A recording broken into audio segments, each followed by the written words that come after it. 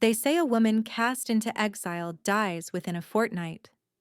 The wilderness does not forgive weakness, and a pregnant female with no weapons, no supplies, no pack to guard her back, should be nothing more than a meal for the first predator to cross her path. Morgan Ashford stood at the boundary stones of Thornwood territory and understood exactly what her former pack expected. They expected her to die quietly, to vanish into the forest and trouble them no more, to become a cautionary tale whispered to young females who might forget their place. She had other plans. The alpha stood before her in the thin autumn light, his gray eyes flat with the satisfaction of a man disposing of an inconvenience. Ronan Blackwell had ruled Thornwood for 23 years, and in all that time, no one had questioned his judgments or challenged his authority. Morgan had been the closest thing to an exception, a female tracker who had earned her position through skill that even the most traditional males could not dismiss. She had spent 7 years proving herself in the hunting parties, reading trails that confused experienced males, predicting weather patterns that saved expeditions from disaster. She had been valuable once. Now she was simply pregnant with a child she refused to explain, and in Ronan's world, that made her worthless. Garrett Blackwell stood in the crowd, watching with the careful blankness of a coward. He had his father's sharp jaw but softer features, handsome in a way that had once seemed charming and now looked only weak. His dark hair was perfectly groomed, his clothes immaculate, his hands smooth from a life that had never required real work. Morgan's gaze found his for one long moment, and she watched him flinch. Good. Let him remember this. Let him carry the weight of what he had done, even if no one else would ever know the truth. She had considered exposing him, screaming his name for the whole pack to hear, but what would that accomplish? Ronan would have called her a liar. The pack would have believed their alpha over an unwed female. And Morgan would have given them the satisfaction of watching her beg. She would not beg. She had never begged for anything in her life, and she would not start now. Standing on the edge of extinction with nothing but the clothes on her back and the child growing beneath her heart. The pack healer stepped forward with ceremonial solemnity and stripped the tracking insignia from Morgan's shoulder. The leather patch had taken her 7 years to earn. Countless hunts in bitter cold and driving rain, respect carved from the reluctant stone of tradition. Her fingers twitched with the urge to grab the healer's wrist, to fight for the one thing she had earned through merit rather than birth. But she held herself still, refusing to give them the satisfaction of watching her struggle. The healer's hands trembled as she worked, and Morgan realized with distant surprise that the old woman was crying. Not everyone wanted this, but no one was willing to stop it. She had known, in those 7 years, that her position was provisional. The hunters she worked alongside respected her skill, but kept their distance, wary of being seen as too friendly with a female who had risen above her station. Ronan had made clear that any who championed her would share her fate if she ever fell from grace. Fear was the currency of Thornwood, and Ronan spent it freely. That was the cruelty of packs, the way they demanded conformity while pretending to offer protection. Morgan had believed in that protection once. She had been young then and foolish, and she had learned better. The judgment was read in formal terms that made Exile sound almost reasonable. She had refused examination of her child's heritage. She had declined to name the father. She had, by her silence, brought shame upon the pack, and demonstrated unfitness to remain among them. By sunset, she must be beyond the boundary stones, and she must never return. The crowd watched her walk away with expressions ranging from pity to satisfaction, to the hollow discomfort of people who knew an injustice was unfolding and had chosen silence anyway.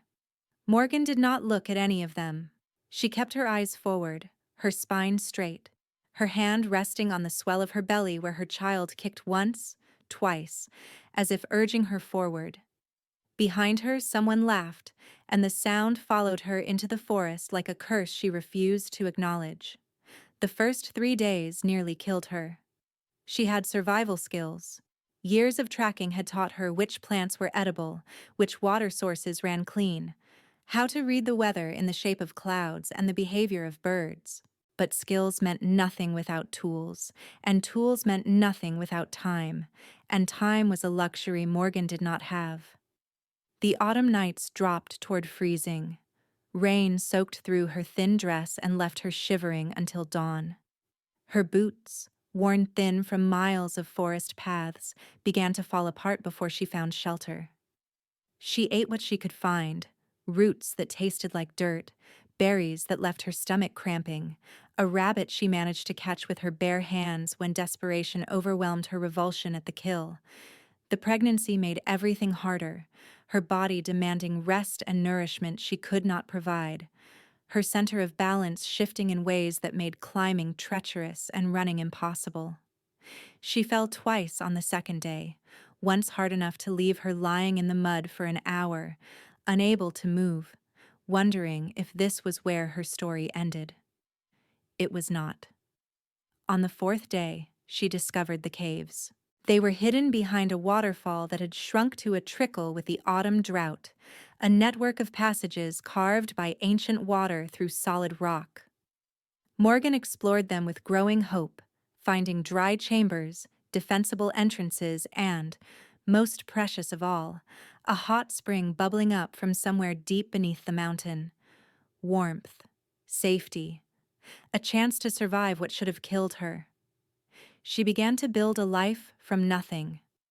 The winter was brutal, the harshest in a decade, and Morgan learned lessons she would carry forever. She learned which bark could be woven into rope, which stones would hold an edge when sharpened, which animals could be trapped with simple snares, and which required patience she could barely afford. She learned to ration her strength, to rest when her body demanded it, even when her mind screamed that she should keep working. She learned that her child was stronger than she had feared, surviving the cold and hunger that should have ended them both. The cave system became her fortress. She mapped every passage, identified every entrance, created escape routes for emergencies she hoped would never come.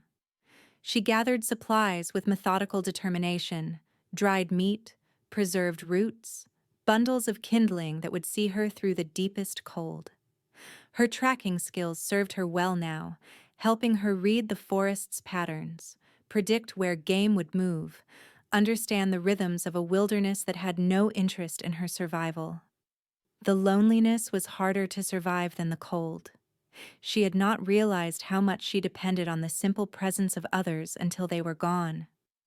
The silence of the caves pressed against her ears at night, broken only by the drip of water and the occasional cry of wind at the entrance.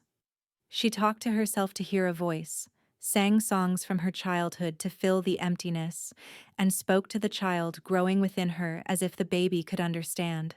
Sometimes she imagined the baby answering, and those were the nights she worried most about her sanity. 3 weeks into her exile, she woke to find a skinned rabbit at her cave entrance. Morgan grabbed her knife, a crude thing she had shaped from flint, nothing like the steel blade she had carried as a tracker, and searched the surrounding forest. She found nothing but tracks that vanished into the underbrush with the skill of someone who knew how to hide. She ate the rabbit anyway, pride a luxury she could not afford, and wondered who else lived in this wilderness, watching her struggle with eyes that offered help but no explanation.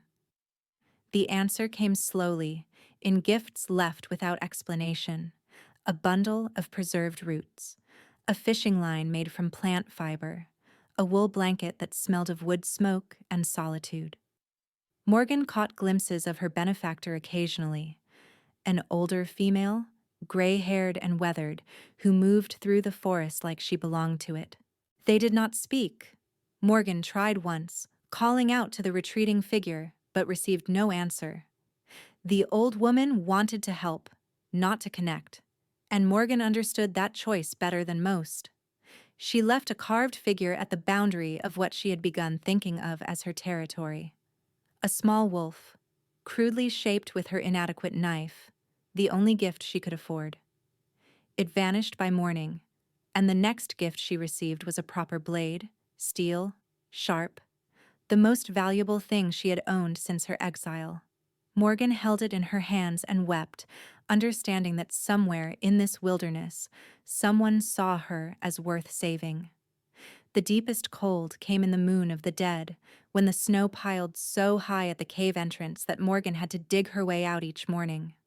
Her food stores dwindled despite her careful rationing, and there were nights when hunger gnawed at her belly alongside the child's restless movements. She dreamed of warmth, of full plates, of the sound of voices that were not her own echo bouncing off stone walls.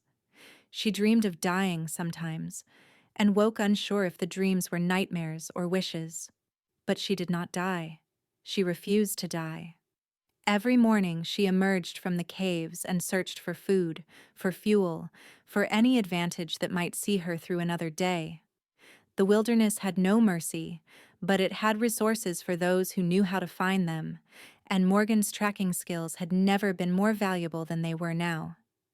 She learned to read the snow for animal trails, to find the hollow logs where rabbits sheltered, to identify the trees whose inner bark could be boiled into a bitter but sustaining broth. Spring came late and grudging, the 7th month of her pregnancy heavy upon her, and Morgan knew the birth was approaching with each passing day. The snow retreated up the mountainsides, the streams ran high with meltwater, and the forest burst into life with a ferocity that matched her own determination. She prepared as best she could. Clean cloths boiled in hot spring water, a bed of soft moss in the warmest chamber. Herbs she had gathered that the pack healer had once mentioned could ease labor pain. She was going to do this alone, the way she had done everything since her exile, and she refused to be afraid of what was coming. The labor began on a night when rain hammered the cave entrance and lightning split the sky.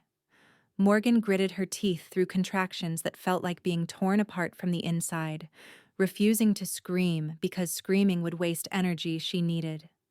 The hours stretched into an eternity of pain and determination, her body working through a process it knew instinctively even as her mind reeled with fear and exhaustion. She pushed when her body demanded it, rested when it allowed her to rest, and somewhere in the darkest hour of the night, she felt the world shift around her. Her daughter emerged into the dim light of the cave, red-faced and wailing with lungs that echoed off the stone walls.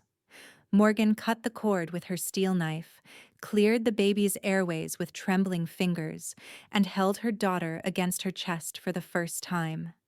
The child was perfect. 10 fingers, 10 toes, a shock of dark hair, and eyes that seemed to hold all the wisdom of the wilderness that had forged them both. Morgan wept for the first time since her exile, tears streaming down her face as she pressed her lips to her daughter's forehead. They had survived. Against every expectation, every assumption, every cruel whisper that had followed her from Thornwood territory, they had survived. She named the child Wren, a small bird, but one that survived any winter. The king found her 3 weeks later. Morgan was checking her snare lines when she heard the horses, and she melted into the underbrush with the instinct of prey. The hunting party passed within 20 feet of her position, their conversation carrying clearly in the morning air, nobles discussing the stag they were tracking, the sport they anticipated, the discomfort of venturing so far from civilized territory. Morgan recognized the banner flying from the lead rider's standard, a black raven clutching a crown. The royal house of Crest, the Alpha King himself. She stayed hidden until they passed, then crept back toward her cave by a different route. But fortune, or perhaps misfortune, had other plans. One rider had become separated from the group, his horse throwing a shoe on the rocky terrain. He walked the limping animal along the stream bed, following water toward what he probably hoped was a settlement, and his path crossed directly over Morgan's most productive snare line. She stepped out of the shadows with her knife drawn.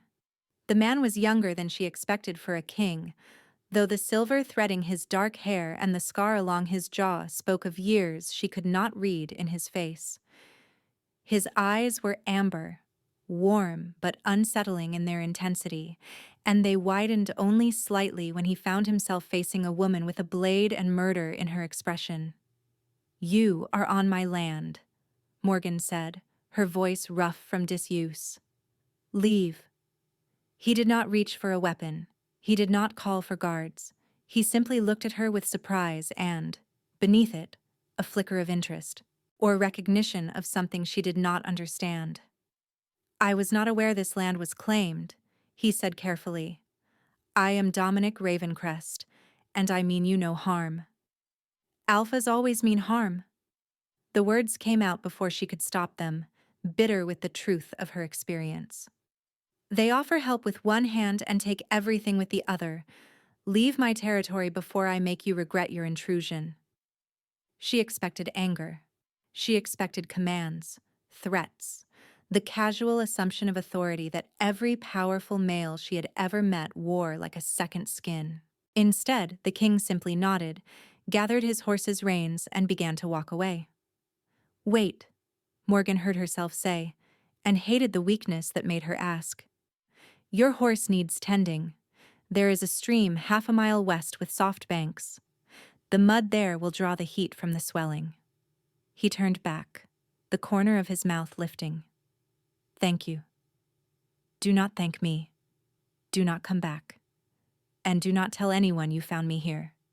He left. Morgan watched him go with her knife still clutched in her hand, her heart racing with a fear she refused to name.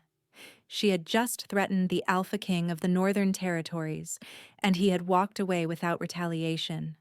Either he was playing some game she did not understand, or he was nothing like the Alphas who had destroyed her life. She could not afford to find out which. He came back anyway. The king returned a week later, alone this time, without guards or royal trappings. He brought supplies she had not asked for: dried meat, clean bandages, a hunting knife far better than the one she had carried since the old woman's gift. Morgan confronted him at the edge of her territory, furious at his presumption and terrified by what it might mean. "I told you not to return." "You did." He set the supply pack on the ground between them. "I chose not to listen." "Why?" The question burst out of her, sharp with confusion. "What do you want from me? My body? My submission? My gratitude for scraps you toss like bones to a beggar?" Pain flickered across his face, or perhaps recognition. "I want to understand how you survived the winter alone. I want to know who you are and how you came to be here. And I want—" He paused, his amber gaze meeting hers with an honesty that unsettled her more than anger would have. "I want to help, if you will let me. Alphas do not help without expecting payment. Perhaps I am not the alpha you think I am." She laughed, the sound harsh and humorless. "Every alpha is the alpha I think he is. They take what they want and discard what they do not need. I have learned that lesson well." He did not argue. He did not defend himself or the countless males whose behavior had taught her that lesson. He simply nodded, left the supplies where they lay, and walked away into the forest. Morgan used the supplies anyway. She was not too proud to keep her daughter alive. The visits continued through the spring and into the summer, each one testing her patience and her assumptions in equal measure. Dominic asked questions instead of making demands. He listened when she spoke, instead of waiting for his turn to talk. He brought books on one visit, reading aloud when Morgan admitted she missed stories, and his voice filled the evening quiet with tales of heroes and kingdoms and impossible loves. He played with Wren, making ridiculous faces until the baby shrieked with delight, handling her with a gentleness that seemed impossible for hands that had clearly known violence. Morgan watched him with her daughter and felt her chest tighten with an emotion she did not want to name. She had sworn never to trust another male, never to let anyone close enough to wound her again. But Dominic was not demanding closeness. He was simply present, visit after visit, week after week, asking nothing except the chance to help and the opportunity to talk. It was such a strange thing, being treated as a person worth knowing rather than a problem to be managed or a prize to be claimed. She learned that he was the Alpha King, which she should have known from the banner but had refused to acknowledge. Her reaction was predictable fury. He was the source of the laws that permitted her exile, the pinnacle of the hierarchy that had crushed her, and she screamed accusations at him until her throat went raw. He absorbed her rage without flinching, and when she finally ran out of words, he asked a question no Alpha had ever asked her before. "What would you change?" Morgan stared at him, thrown off balance by sincerity she had not expected. "What?" "The laws, the traditions. If you had the power to change them, what would you do differently?" No one had ever asked her opinion on anything that mattered. She had spent her life being told what to think, what to value, what to accept, without question. The king of all wolves was sitting on a fallen log in her territory, asking her, an exile, a disgraced female, a nothing, what she thought should change. She told him. She talked for hours, laying out every injustice she had witnessed, every cruelty the system permitted, every change that might prevent another woman from standing at boundary stones while her pack watched her walk toward death. He listened to all of it, asked clarifying questions, took notes on a scrap of parchment he had brought for purposes she had not understood until now. "You planned this," she said, watching him write. "You came here looking for this. I came here looking for you." His amber eyes met hers. "The rest was hoping I would find someone worth listening to." Summer ripened the forest, and Wren grew from a red-faced newborn into a curious infant who grabbed at Morgan's braids and laughed at butterflies. Dominic became a regular presence, his visits spacing themselves into a rhythm Morgan found herself anticipating despite her better judgment. They argued about everything: territory rights, pack politics, the treatment of exiles, the proper way to skin a rabbit, and the arguments felt less like battles and more like conversations between equals. She noticed him watching her with an expression she could not quite read, a softness in his gaze that appeared when he thought she was not looking. She noticed the way his hand lingered when he passed her Wren, the way his voice dropped when he spoke to her alone, the way he seemed to fill more space in her thoughts each time he left. She noticed, and she refused to examine what the noticing meant. The old woman revealed herself at last on a day when summer storms threatened the horizon. Morgan had seen her watching from the tree line during one of Dominic's visits, and after he left, she walked to the edge of the clearing and waited. The gray-haired exile emerged from the underbrush with the wariness of a wild thing, and Morgan saw in her face the same defenses she had built in her own heart. "I am Nell," the old woman said, her voice rusty from disuse. "I have watched you since you came to this place." "Why did you help me?" Nell's mouth twisted into a bitter smile. "Because I was you once. Cast out for refusing to mate with a male chosen by my alpha. I survived. I thought you might too." They talked through the afternoon, two exiles sharing the wisdom of survival. Nell knew things Morgan had never imagined: hidden paths through the mountains, abandoned shelters that could provide refuge in emergencies, the locations of fruit trees and berry patches that most wolves would never find. She was harder than Morgan, colder, the warmth worn out of her by decades of solitude. But she was also proof that exile did not have to mean death, that a woman alone could be something other than a victim. "The king," Nell said as the shadows lengthened. "He is different from most." "You have been watching?" "I watch everything in this forest. He comes without weapons. He brings supplies and asks nothing. He looks at you like you are a puzzle he wants to understand, not a prize he wants to claim." Nell's eyes, faded blue and sharp as flint, met Morgan's. "I do not know what he wants from you, but I do not think it is what you fear." The fever struck without warning, a late summer illness that hit Morgan like a hammer and left her shaking in her cave, unable to care for herself or her daughter. Nell appeared as if summoned, and one look at Morgan's face told her everything she needed to know. "You need help I cannot provide," the old woman said, fear roughening her voice. "No." Morgan gritted the word through chattering teeth. "No healers, no packs, no one. Then you will die, and your daughter will die with you." Nell did not wait for permission. She built a signal fire at the cave entrance, a pillar of smoke that cut through the evening sky like a beacon, and Morgan was too weak to stop her. She cursed the old woman with every breath she had left, knowing what would come, knowing who would see the signal and answer. Dominic arrived at sunset, his face tight with fear. He burst into the cave and dropped to his knees beside Morgan, his hands reaching for her even as she tried to push him away. "Leave," she whispered, but her voice had no strength left. "I do not want you here." "I know." His hands were gentle as he felt for her pulse, checked her breathing, assessed the damage with the competence of someone trained in field medicine. "I know you do not want me, but I am here anyway, and I am not leaving until you are safe." What followed was 3 days of misery, Nell directing, Dominic obeying, Morgan fighting the weakness that tried to claim her. The old woman knew remedies passed down through generations of wilderness healers, and the king applied them with steady hands that never trembled despite the stakes.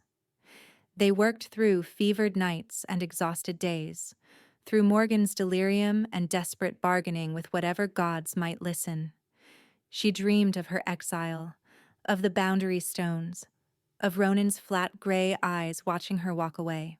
She dreamed of the winter, of the cold that had nearly killed her, of the loneliness that had been worse than any physical pain. She dreamed of Dominic sometimes, and those dreams confused her most of all. His hands gentle on her face, his voice low and urgent, his presence filling the darkness with a warmth that felt like safety.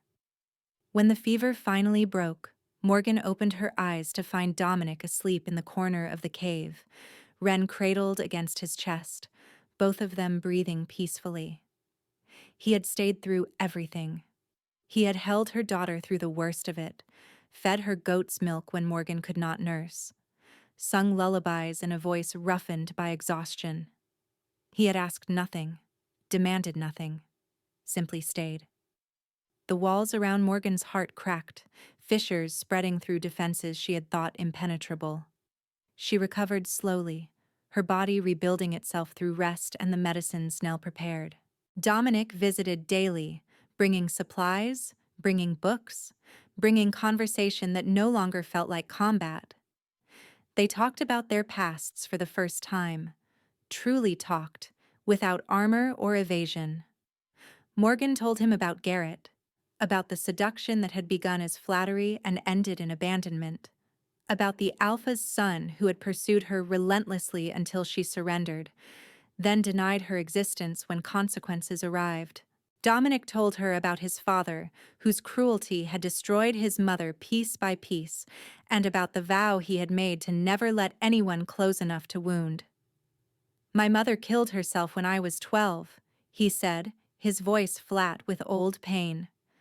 "She walked into the lake behind the castle and did not walk out. My father watched from the window and did nothing to stop her." Morgan felt the words like a blow to her chest. Why? Because he had broken her, because she had nothing left, because he took everything she was and used it until there was nothing left to use. Dominic met her gaze and grief darkened his amber eyes. "I swore I would never be like him. I swore I would never let anyone close enough for me to destroy them. And then I met you, and all my defenses started crumbling, and I do not know what to do with that." "You are close enough now," Morgan said quietly, watching him hold Wren with a gentleness that made her chest ache. "I could wound you if I chose. Yes." His steady gaze held hers. "But I do not think you will choose it." She should have pushed him away. She should have retreated behind the armor she had built so carefully, defenses that had kept her alive through exile and winter and the death of everything she once believed in. Instead, she reached out and touched his face, her calloused fingers tracing the scar along his jaw.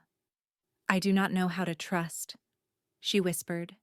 "I do not know if I remember how." "Then let me prove myself worth trusting." His hand came up to cover hers. "I have time, I have patience, and I have no intention of giving up on you." The warning came at the end of summer. Thornwood scouts had been seen at the edges of Morgan's territory.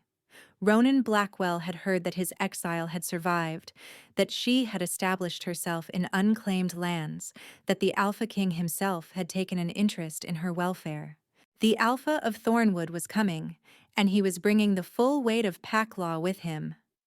Garrett Blackwell had filed a formal claim for custody of Wren, asserting paternal rights he had denied when it mattered. Under the ancient laws that governed all packs, a father could demand examination of his child's heritage, could claim custody if his blood was proven, could take a daughter from a mother who had no pack to defend her. Morgan read the legal challenge with hands that shook with rage and terror, and for the first time since her exile, she did not know how to fight back. "You could fight it," Dominic said, standing beside her in his campaign tent. He had established a temporary camp at the edge of his territory, close enough for Morgan to reach quickly. "You could tell the truth about what happened, present evidence, demand justice." "In whose court?" "Ronan controls Thornwood, and no other pack will take the word of an exile against an Alpha's son." "My court." Dominic's voice was steady.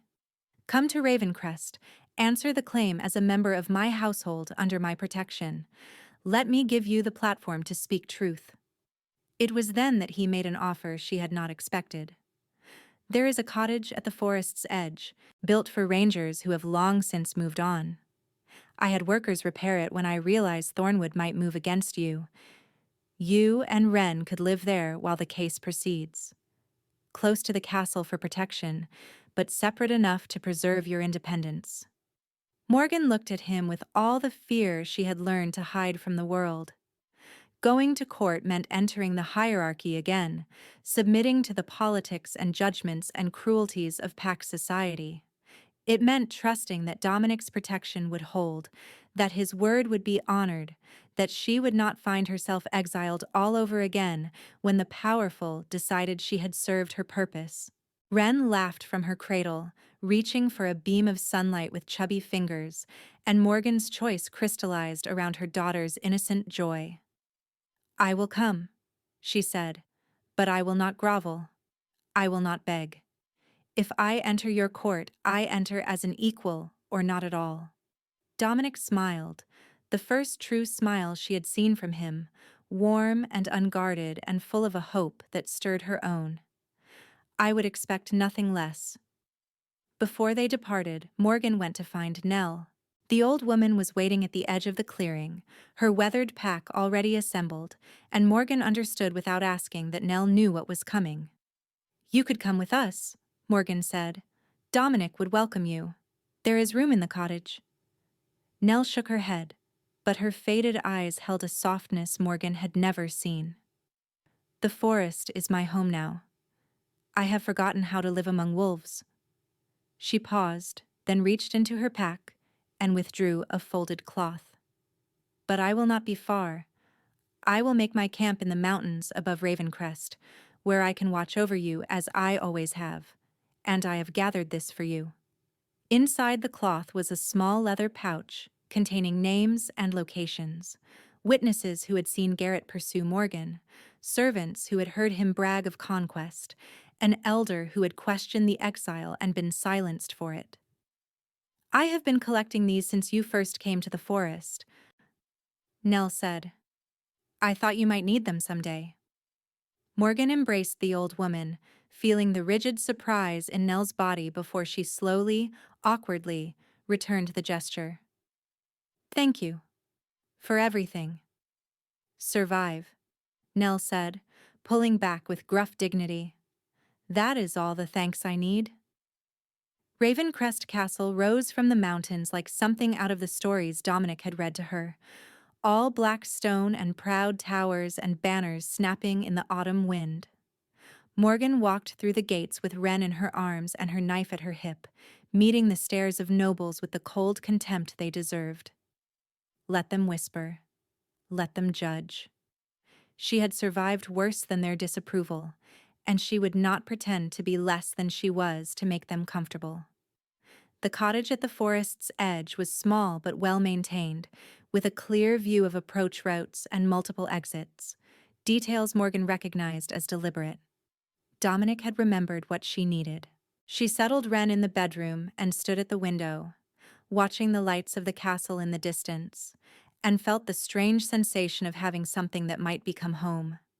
The court was everything Morgan had feared and more. Silk-clad nobles who looked at her with barely concealed disgust, servants who whispered behind their hands, advisors who questioned Dominic's judgment in bringing an exile into the castle.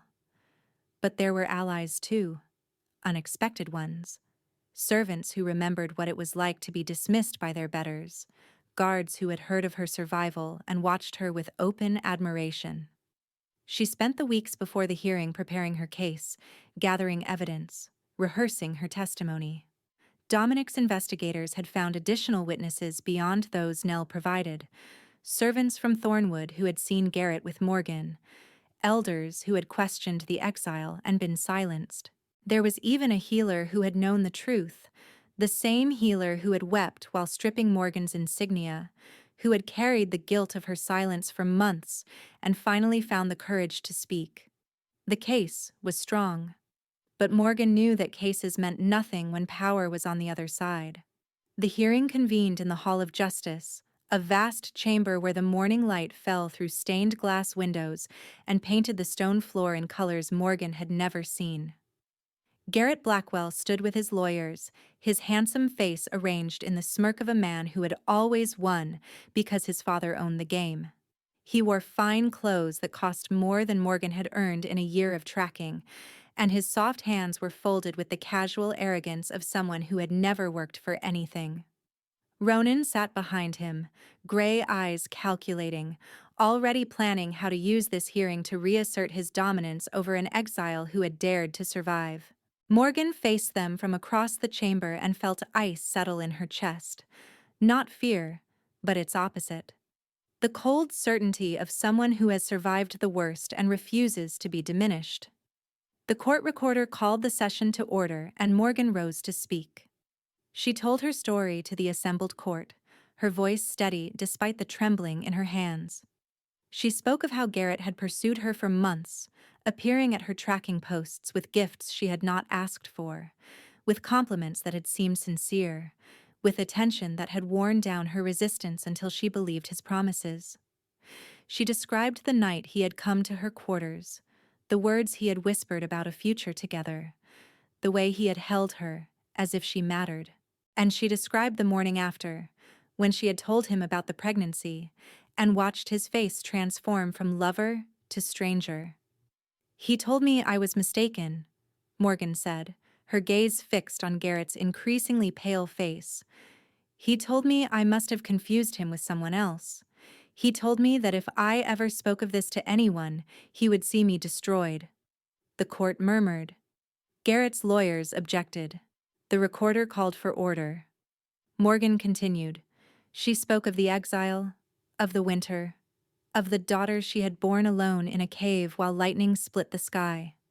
She produced the evidence Nell had gathered, witness statements, overheard conversations, a letter Garrett had written to a friend boasting of his conquest of the female tracker who did not know her place. The letter had been obtained by one of Dominic's investigators from a servant who had kept it for years, waiting for the moment when truth might finally matter more than power. The healer testified next, her old voice trembling but clear. She described how Ronan had ordered the exile without proper investigation, how Garrett had stood in his father's study and laughed about the problem being solved, how she had stripped Morgan's insignia with tears on her face and silence in her throat because she feared what Ronan would do to her family if she spoke. I have carried this shame for nearly a year, the healer said, her eyes meeting Morgan's across the chamber. I was a coward. I chose my own safety over justice, but I will not carry this secret to my grave. Garrett tried to interrupt, tried to call them all liars, tried to use the power of his position to drown out their voices. But he was not in Thornwood anymore. He was in the court of the Alpha King, and when Dominic rose from his throne with cold authority radiating from every line of his body, even Ronan's arrogance withered. I have heard enough. Dominic's voice carried to every corner of the hall, hard as mountain stone. The evidence leaves no room for doubt. Garrett Blackwell pursued this woman, seduced her with false promises, and abandoned her when she became inconvenient. Ronan Blackwell then used his authority as alpha to exile her without proper hearing, without evidence of wrongdoing, without any crime beyond the audacity of surviving his son's cruelty. He descended from the throne, his amber eyes fixed on the two men who had destroyed Morgan's life. This court finds the custody claim fraudulent, filed not from paternal concern, but from wounded pride and the desire to punish a woman who refused to die quietly. The claim stands dismissed. Garrett's face went white, but Dominic was not finished. Furthermore, I hereby strip Garrett Blackwell of name and status, exile him from all territories under royal protection, and condemn him to face the wilderness he once condemned an innocent woman to face. Let him learn what she learned. Let him survive what she survived, if he can. And let all Pax know that cruelty disguised as tradition ends today. He turned to Ronan, whose gray eyes had gone flat, with the realization of defeat. As for you, Alpha Blackwell, your complicity in this injustice forfeits your right to lead. You will surrender your territory to royal stewardship and face judgment for your abuse of authority. Guards, take them both. Garrett fled toward the chamber doors with guards at his heels, his fine clothes tangling around his legs, his soft hands scrabbling uselessly at the stone walls. Ronan went more quietly, his gray eyes never leaving Dominic's face, already calculating his next move. But there would be no next move. There would be no rescue. There would be no protection. Morgan watched them go with an emptiness where she had expected satisfaction. She did not feel triumph. She felt only the weight of justice finally delivered, and the bone-deep exhaustion that came with no longer having to fight. The aftermath unfolded over the following weeks. Ronan was captured attempting to flee to Allied territory, his alpha status formally revoked, his pack placed under the guidance of leaders who understood that strength without mercy was merely brutality. The exile laws that had permitted Morgan's casting out were examined and revised, their worst abuses eliminated, their standards for evidence strengthened. And Morgan, who had entered the castle expecting to fight for her survival, found herself asked to stay. Not as a refugee, Dominic said, finding her on the battlements where she had gone to watch the sun set over the kingdom that had become strange and familiar at once. Not as a guest or a charity case or anything you might resent. I am asking you to stay as an advisor, a royal tracker, someone whose skills and perspective I need. He held something in his hands, a leather patch, newly made, bearing the tracker's insignia she had lost at the boundary stones. But this one was different. Where her old patch had been plain leather, this one was edged in silver, marked with the royal raven. You have trackers. None who have survived what you survived, none who understand the wilderness the way you do, and none. He paused, his voice rough with a hope he could not hide. None that I want to see every day for reasons that have nothing to do with tracking. Morgan took the insignia from his hands, running her thumb over the familiar symbol rendered in unfamiliar honor. 7 years to earn the first one. A winter of hell and a summer of healing to earn this. I will stay, she said slowly, testing each word as it left her mouth. But not in the castle. I need space. Freedom. A place where I can see the sky and know my exits. The cottage is yours for as long as you want it. I had the deed drawn up in your name. And us? The question came out before she could stop it. What are we?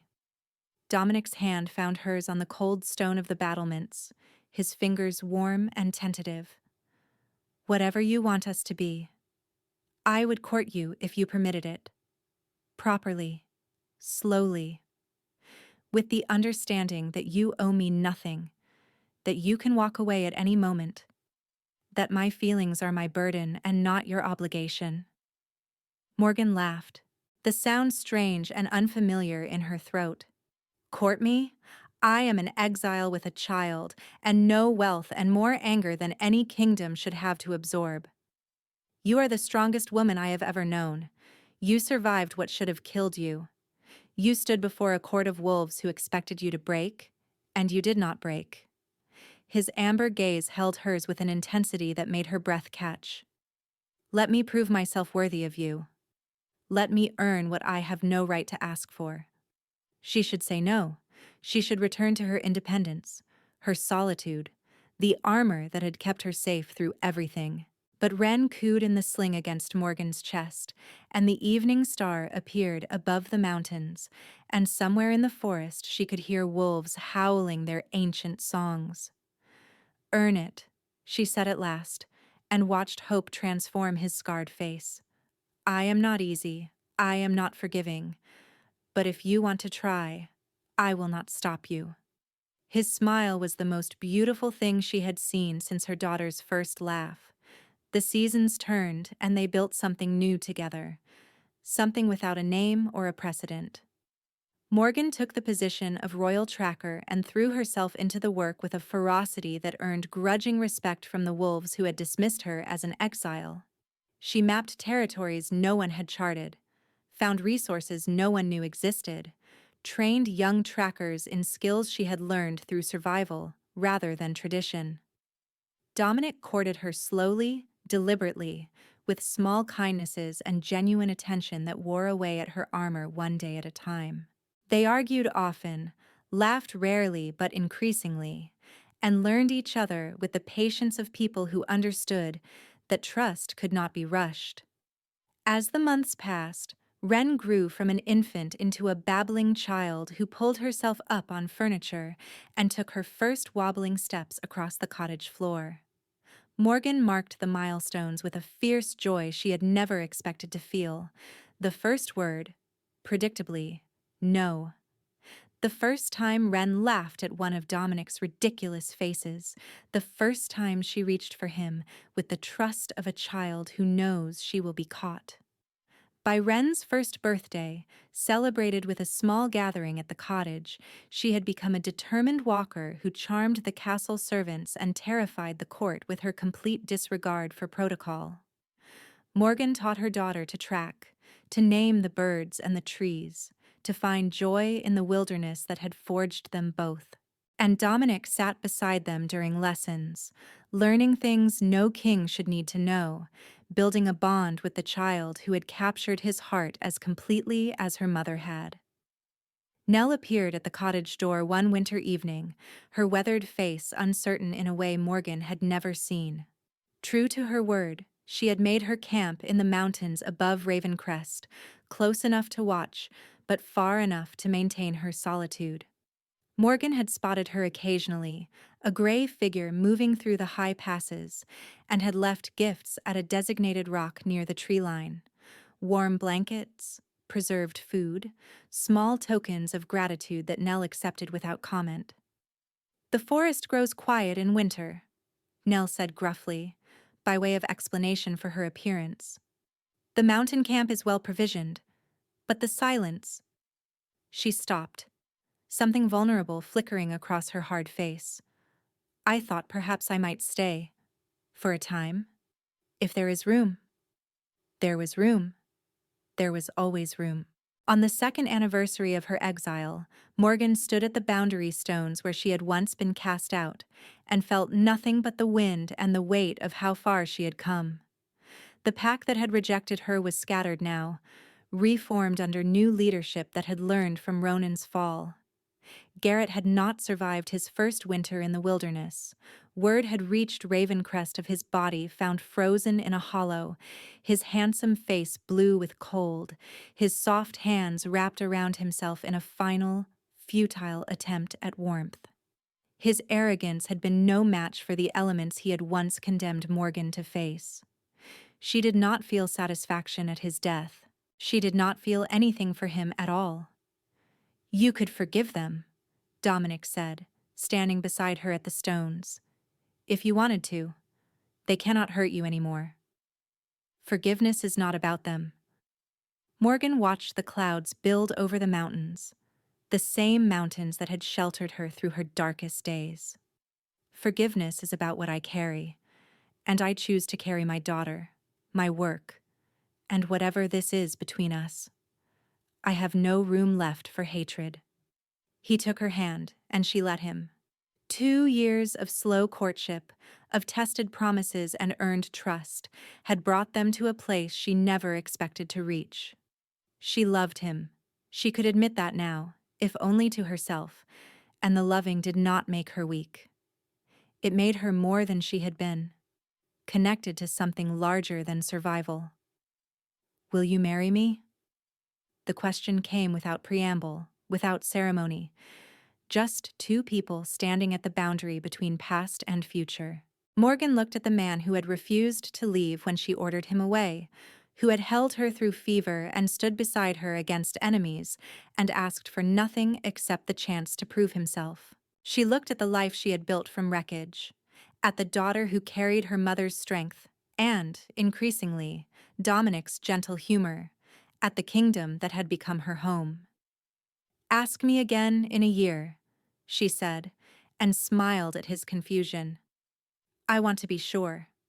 I want to know that this is choice, and not gratitude, partnership, and not dependency. Ask me again when I have had more time to remember who I am without needing to survive." He laughed, the sound rich with understanding. "You want to test me. I want to test us. Marriage is not an ending. It is a promise to keep building. I need to know we can build together." He brought her hand to his lips, pressing a kiss against her calloused fingers. "Then I will ask you in a year, and every year after, if you need me to, until you are ready to answer."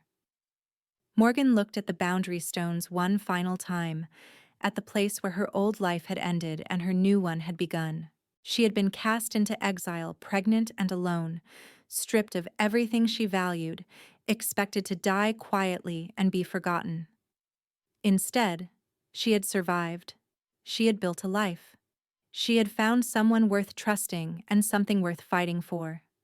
The wilderness had tried to kill her. The pack that cast her out had tried to erase her. The world had expected her to disappear. Instead, she had become a Luna. Not because a king chose her, but because she chose herself first. And that, in the end, was the only choice that mattered.